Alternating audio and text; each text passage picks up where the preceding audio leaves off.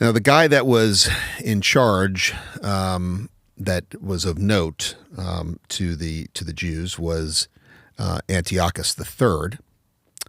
But when Antiochus III, who ruled pretty similarly to that of Alexander, when he died in 175 BC, his son, Antiochus IV, came to power. And you see this all the time.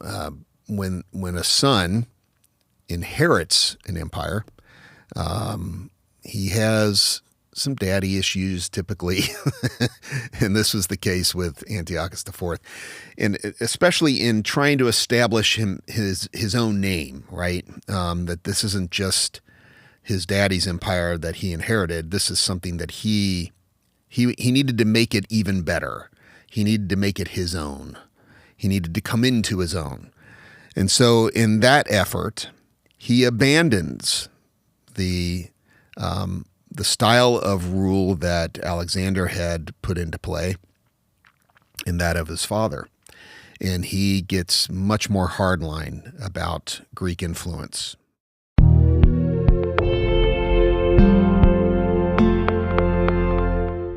Yeah, thanks for joining me. I'm Brett Watson. I'm one of the teaching pastors of Suncoast Community Church.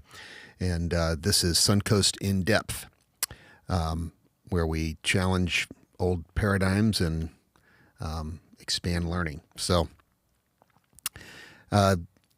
currently we're in this series that's basically a religion course. It's called Religion, the Human Quest to Reconnect. And we're now nearing the end of this course, but we're finishing up today our talk on Judaism. This is the period known in Judaism, well, not in Judaism, but really to the church, known as the Intertestamental Period, because it's the time period between the Old Testament and the writers that were involved in the Old Testament, and then the advent of Christianity, and therefore the New Testament. But this is a period of time that is relatively unknown to most Christians, and yet it is a time period so foundational to Rabbinic Judaism, which emerges after the fall of the temple, and therefore foundational to in a way to the Judaism that Jesus came into during his time. And so it's an important part of history that most Christians are completely unaware of. And it helps when you understand this time period, it helps us to better understand what we see going on in the New Testament. So let's start. Well, we left off in the last course at the Second Temple period, after Cyrus the Great had decreed that the Jews could return to the Levant, to Israel, and even help them to do that with finances and with some troops, and that they could go back and rebuild the temple that was destroyed by the Babylonians. And so they did that. A remnant of them really went back. A great many Jews stayed in Babylon because they had assimilated to that culture and they were comfortable there. But some of the more purist decided they were going to go back. And this was a big deal because it's here with the leadership of Ezra, as we see in the Bible, and Nehemiah. These purist mindsets really shaped the kind of what ultimately becomes this Pharisaical Judaism in the Levant, because they were concerned with not having God punish them again by scattering them further among the nations. They saw this as punishment for abandoning the kind of pure devotion to Yahweh. And because of that abandonment, God punished them for it and sent them off, to Babylon and the northern tribes to Assyria, and so on. So they wanted to avoid that in the in their future. So there were all kinds of new prohibitions. The Jews were forbidden, for example, to marry anyone outside of Judaism, or at the very least, any foreigner would have to convert to devotion, faith in Yahweh. If that didn't happen, you were forbidden to marry them. So that's just one example. So anyway, there's this purist mindset, right? That they go back to the Levant with.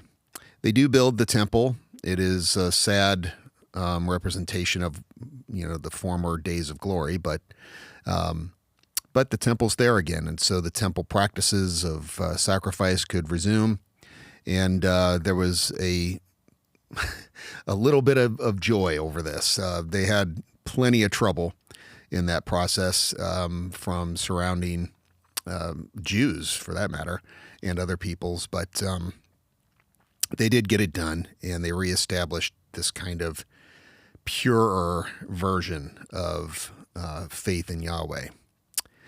So the law was very important. Their traditions were very important.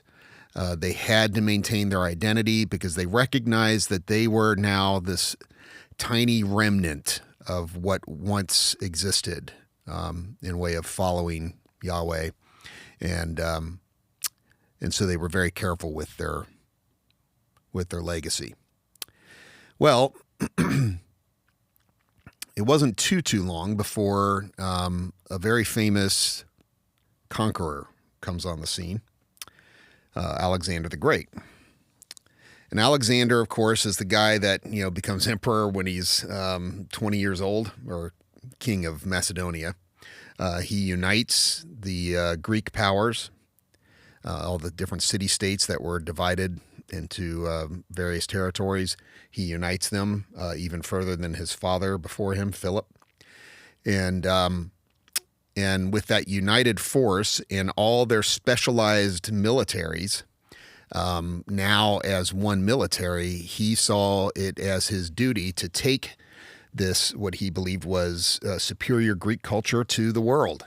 And so he started his conquest eastwardly and went into Persian territory, modern-day Turkey, and conquered that region of the world, or most of it, and then moved down through the Levant, which introduces him to the cities of the Levant, Israel, and including Tyre, which was a very important trade hub, the island city in particular. Very difficult to conquer. He does something brilliant, as he often did. He conquers the mainland portion of Tyre, and then uses the rubble from that city to build a land bridge to the island, and lays siege to the island and conquers it. Then, as he's done with that job, he's marching towards Jerusalem. Jerusalem sent out emissaries and said, "We give." And so he did not destroy Jerusalem. Now, it's important to note that Alexander the Great was a fantastic diplomat. He wasn't just a great military mind. He knew how to rule people. Probably learned a lot of it from his dad. And so what he did is he would enter a city and pretty much let them alone after that, especially if they gave up peacefully. He would let their customs continue as they were. He even embraced a lot of the religious and socio-cultural tendencies of the peoples that he conquered. He went down, and he did that with Jerusalem, and the people loved him for it. And so he was a very popular leader. You can see evidence of this as he goes down to Egypt and he conquers Egypt, largely in a peaceful way, and embraces Egyptian gods and so on. And eventually the city of Alexandria is built. It's named after him. So Greek influence was becoming widespread, really due to this young guy, Alexander. He then goes up and he conquers all the Persian cities and then even takes it all the way into India. And then he dies.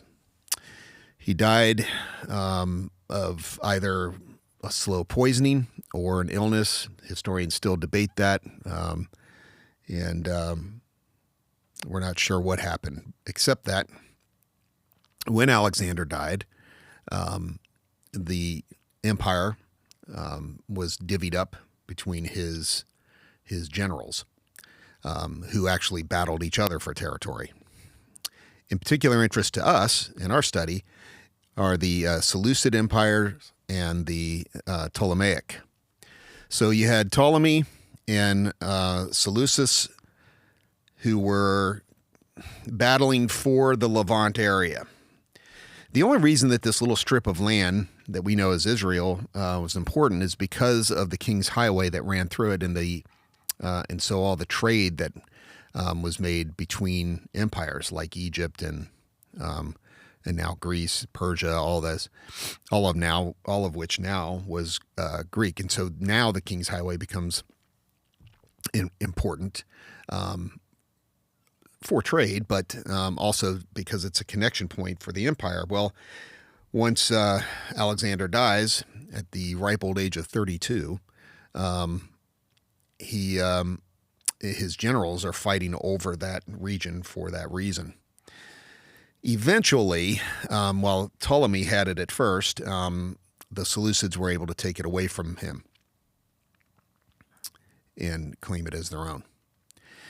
Now, all of this Greek conquering, and especially the way in which Alexander ruled, and as that was adopted by his successors, really led to a lot of Greek influence. So he was smart. He knew that if you just go in and you force feed people this Hellenistic Greek way of life, that won't work. They'll become more nationalistic. And so, like I said, he had a soft sell kind of approach.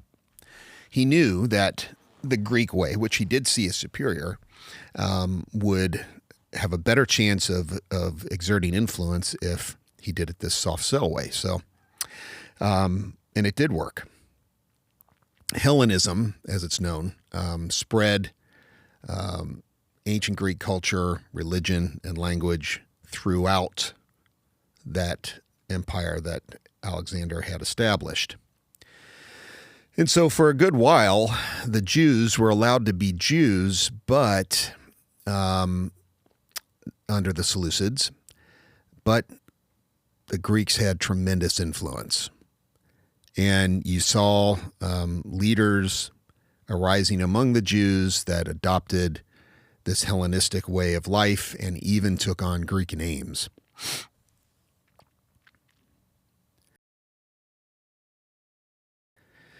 Now, the guy that was in charge, that was of note to the Jews, was Antiochus III.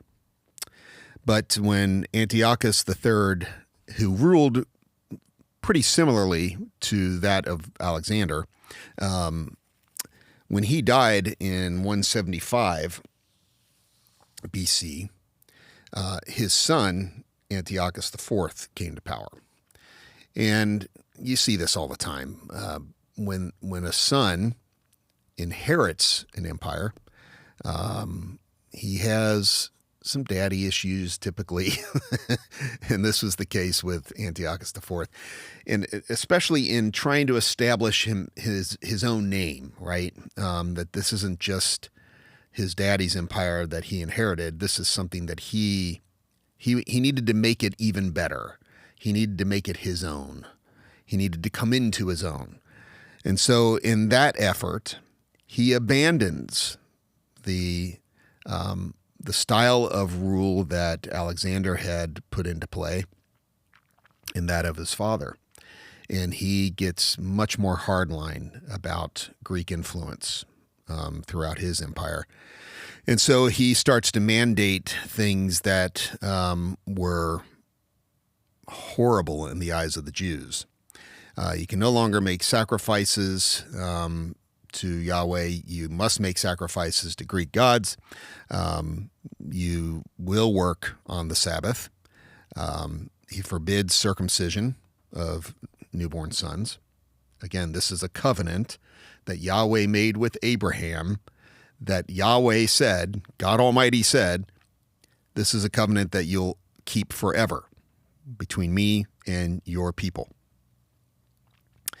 So this guy, Antiochus IV, comes in and he says, no, you're not circumcising these boys anymore. He prohibits the study of the Torah and any other observances of Torah, making the Jewish actions punishable by death. Again, polar opposite of Alexander's way and Antiochus III's way of rule. And so this stirs up all kinds of trouble. Eventually, there is a Jew of the priestly tribe who his name was Eleazar, and he refused to follow the king's edicts. He tried to have Eleazar sacrifice a pig on an altar that his people had provided to Zeus, and Eleazar refused to do it. So Eleazar was martyred. Again, any ruler worth his salt would know that if you make a martyr, you can't kill him. You can kill the man, but you'll never kill the martyr. So this led to bravery. This encouraged other Jews to stand up for their traditional and purist views and their resistance to this Hellenistic influence. And first among them was Hannah, a lady named Hannah, and her 7 sons. They also were martyred when they refused to follow the king's orders. These martyrs became so popular, even in church history, there are medieval paintings of their martyrdom, and a feast day was set aside for them in the church calendar. So they became very well known very quickly throughout the Levant, of course. And again, this emboldens even more people. In particular, a guy named Mattanias, who was also of the priestly group and a purist. He and his sons refused to follow the king's orders. And when he witnesses, there's a whole crowd of Jews that are watching this, the police force basically comes in and they say, you're now going to sacrifice pigs in honor of Zeus.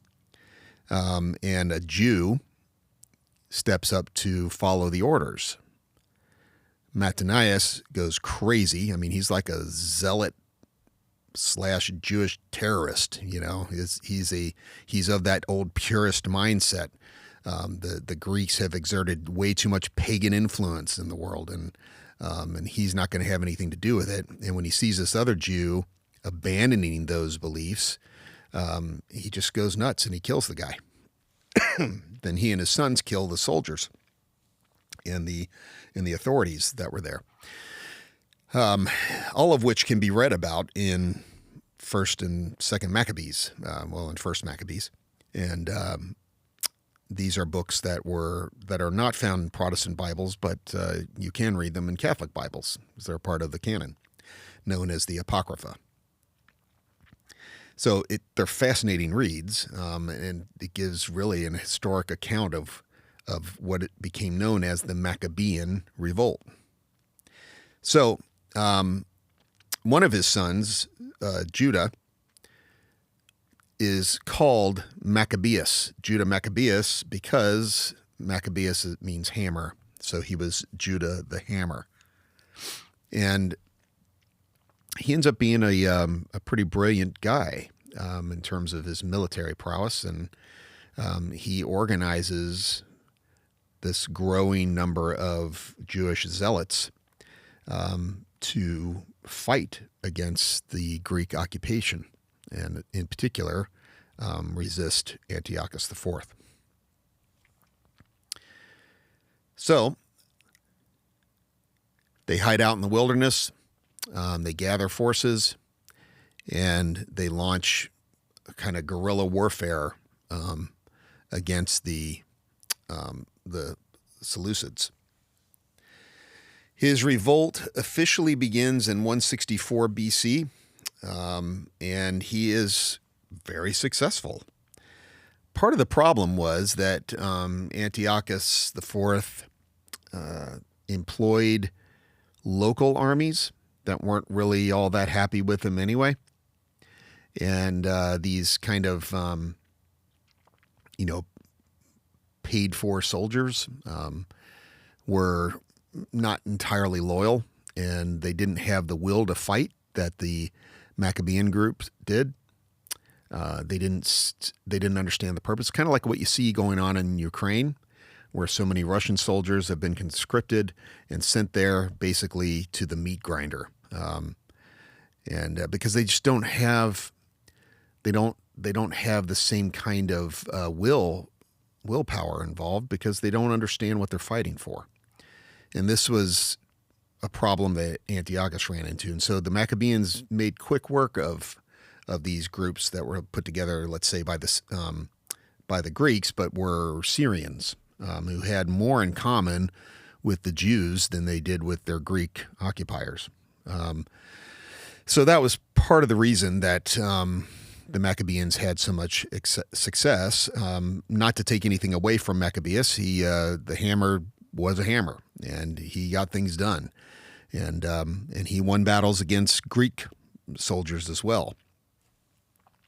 But as you can imagine, a tyrannical rule like that, while it has the look of authoritarian power, real authority comes through people feeling that you've earned their loyalty. And tyrants have a hard time building that kind of authority.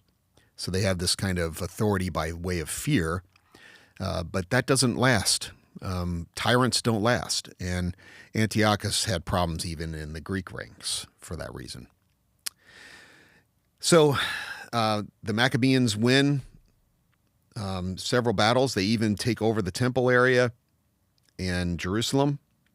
And in celebration, they bring back the temple worship, but they are besieged, and they want to light the menorah in the temple.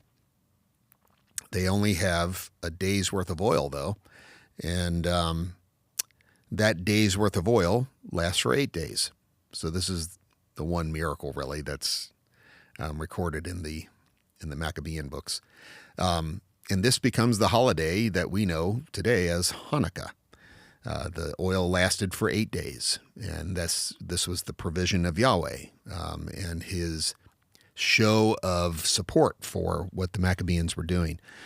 Well, whether that's true or not, who knows, but they did gain independence eventually.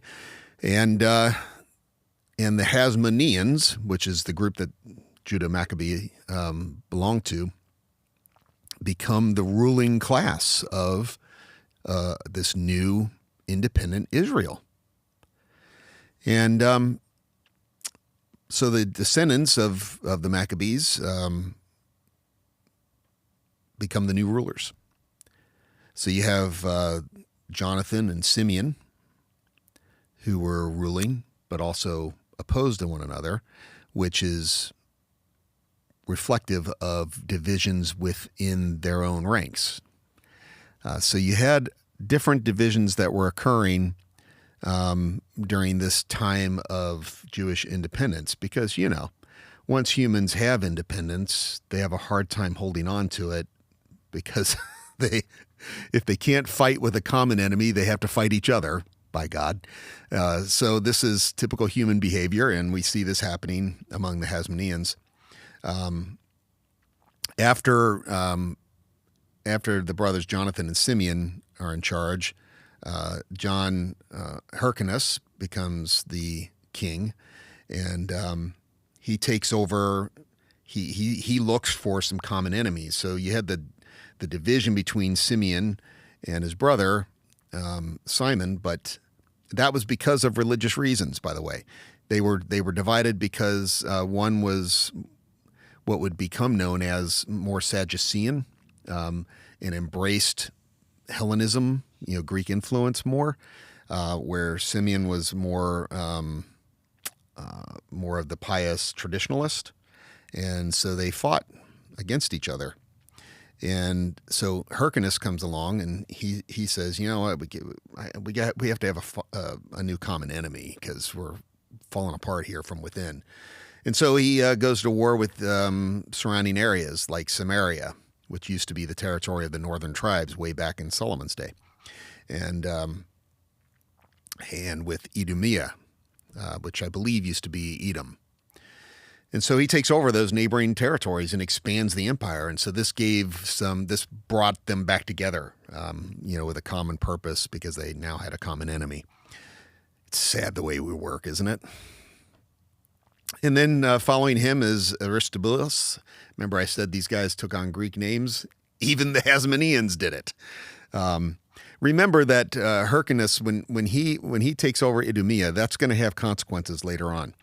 Aristobulus rules, and it's a relatively quiet reign, except that the infighting begins again, and you have the Hasmoneans fighting with the traditionalists who become known now as the Pharisees. The Hasmoneans, because they are the ruling class, have now embraced more of the Greek influence that they originally started fighting against. Wild how we work. Then you have the official separation of the groups, the Pharisaical group and the Sadducean group. And the Sadducees, again, are part of the ruling class and become the priestly class, even though they don't even have ties to the tribe of Levites, some of them. So they're now butting heads officially. The Pharisees became very popular, though. The Pharisees were the everyday man's group. They fought for a lot of the needs of the greater, poorer populace, and in fact, many of the same values that they had in their beginnings reflect that of the values of Jesus himself later on, even though they become one of his biggest rivals. Again, they gained power. Power does weird things to people. Well, all this infighting is coming to a head again, and someone comes to the rescue. Her name is Salome Alexandra. Again, she takes a Greek name, but she leans more towards the traditionalists, the Pharisees, but she's also sees the need to have them united. Otherwise, they're going to fall apart. Deals had been made, I think, by John Hyrcanus with a rising power in the West called Rome. And so the Romans were gaining strength in his day. And she saw them as a growing threat to the Greeks, and who were divided themselves. And because they were so unified way off there in Rome and were starting to march outside of Italy, she saw a great need to see her own people united and stop squabbling over these different cultural and theological issues. And she did a pretty good job of that. And her reign she's revered in Jewish history as a peacemaker. But she died in 67 BC. Her sons, again, the one son named Aristobulus, and the other son named Hyrcanus the second, one being a Pharisee, the other being a Sadducee. After mom was gone, they started fighting again. And so then we read in the famous historian, the Jewish historian Josephus's works, that because two brothers couldn't get along, we lost our freedom, our liberties to Rome. And this is when the Roman Empire sweeps in. They take over the region that the Seleucids had once had and lost to the independent Maccabean Revolt.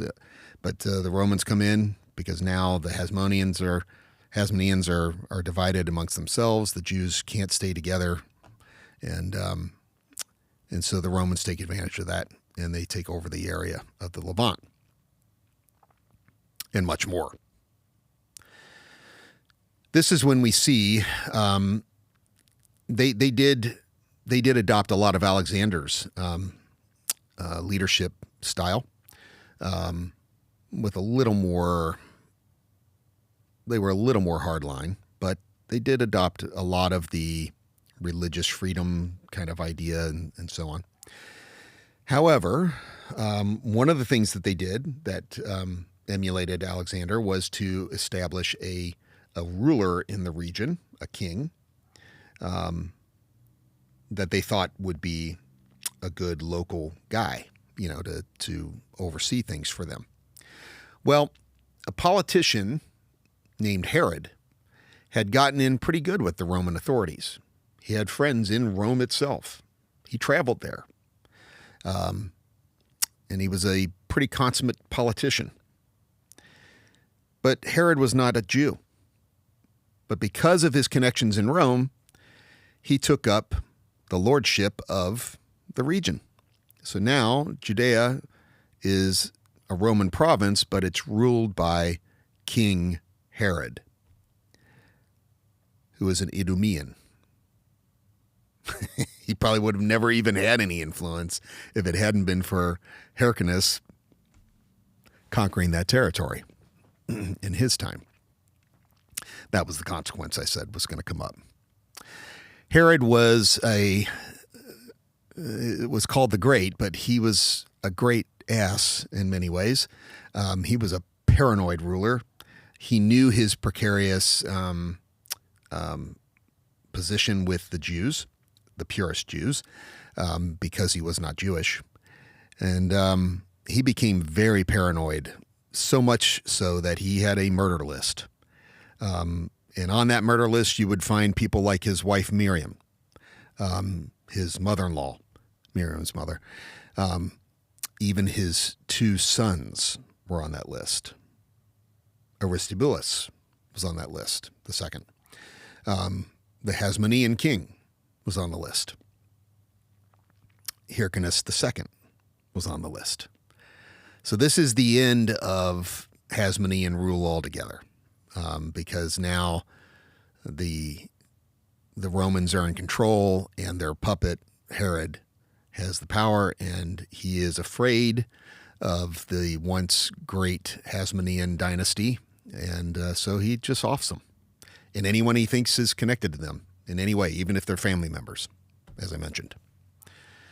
Now, even though he's known as a murderer, traitor, and backstabber, he is also known as a pioneer in architecture. He is known as a great reformer. He is known for the progress that the people of Judea experienced during that time. And he is known as a peacemaker. Again, he was a very good diplomat. He was paranoid. He just killed anyone that he thought was going to get in his way. And so he actually, other than his own assassinations that he ordered, there was a relative peace there during his reign.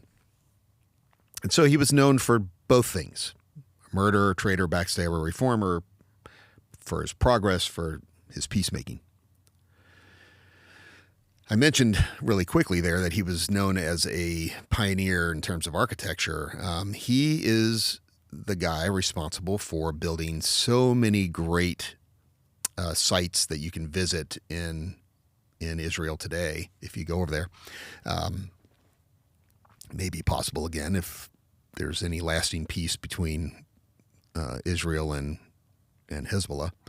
We'll see. But I was fortunate to visit there in 2019, and I saw some of the architecture that Herod the Great was responsible for. For example, we went up to the fortress known as Masada, built on a mountain overlooking the Dead Sea. It was surreal. It was awe-inspiring. I mean, it was just fantastic. But he was most popular. This was his effort to make himself popular with the Jews. He was most popular for rebuilding the splendor of the Second Temple.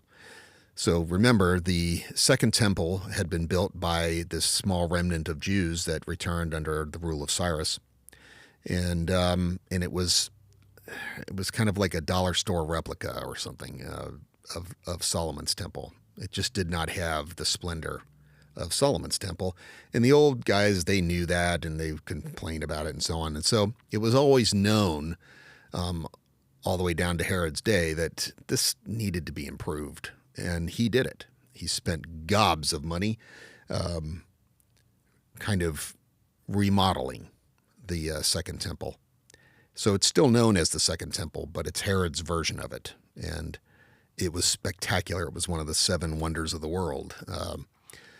Today, if you go there, the only thing left is what's popularly known as the Wailing Wall, because eventually the Romans would tear it down. But in its day, it was an astounding work of architecture. So he did win some popularity even with the Jews, but mostly with the Sadducean Jews and the Pharisees that had risen to great power and prominence, which of course had a corrupting influence on them, and so they were much more accepting of things that the movement had originally opposed. In any case, he reigned with the sword because of his paranoia, but also ruled to win the hearts of the populace through things like the Second Temple project. Nevertheless, as you know, if you have read the Bible, he died, and the kingdom Judea was kind of split up. That Roman province was split up between other Herods, and Jesus had started a movement, and Jesus was crucified, and the Jews were increasingly dissatisfied with Roman rule, which ended up being terrible. So just like you see today, small groups of zealots can make life a living hell for the larger masses that just want to live their lives, right? And this is kind of what happened in Judea. The zealots, they warred in Maccabean fashion like a guerrilla fighting force, and would murder Roman officials, centurions, and so on. Small raiding parties, that kind of thing, and assassinations, and the Romans were getting tired of it, and they kept clamping down tighter and tighter on the region because it was becoming known as a hot spot, a trouble spot there, and they increasingly were dissatisfied with the new Herods, and obviously the divvying up between those Herods was making their position weaker, and the zealots were gaining more and more ground. Finally, in 66, so this is 33 years roughly after Jesus, who some of the Jews felt was the Messiah, had died, was crucified, and they had their own kind of zeal going on, the Christians, but most of the Jewish population did not accept Jesus as Messiah, but they were still looking for Messiah. This was popular thinking not just in Judea, but it was popular thinking around the world. There were all kinds of different religious groups that were expecting a savior. of sorts. And so the Jews were no exception. They had a long-standing messianic hope, and Jesus and his followers were clearly not it for them. So they were looking for others. And in 66, they mustered enough support that they revolted against the Romans, and this is known as the Great Revolt. And it failed miserably. So it didn't work out for them the way it did for the Maccabeans and the Hasmoneans. They were soundly defeated. And in fact, it's interesting when you read the gospel accounts. Let's say, like in Matthew's account, Jesus, when his disciples are referencing the grandeur of the temple, he says, "I tell you, a time is coming when there will not be one stone left on another.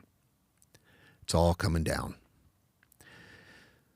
And so Jesus was just kind of reading the handwriting on the wall, so to speak. He, like so many prophetic preachers, saw that the zeal of the traditionalists, the purists, was going to lead to an unwinnable conflict between them and the powers that ruled over them. And this is exactly what happened. So in 66, the Great Revolt occurs. They then, after they're trounced, they then regroup. I forget the year. It's just like a couple years after.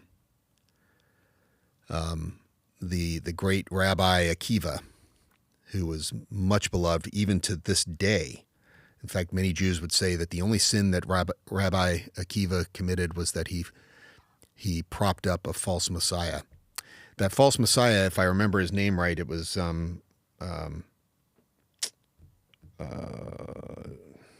Joseph Bar Jesus. I can't remember. Anyway, he had Jesus in his name. It was common. So this guy, Akiva, believed was God's Messiah, and I think hundreds of thousands of Jews died in that second revolt. And so they were just absolutely devastated. The city of Jerusalem, the temple was torn down stone by stone, just as Jesus had predicted. And by 70 AD, it's just gone. It's all gone. And this is the beginnings of rabbinic Judaism. Because the temple's gone, now there has to be a new way found to keep their Jewish identity.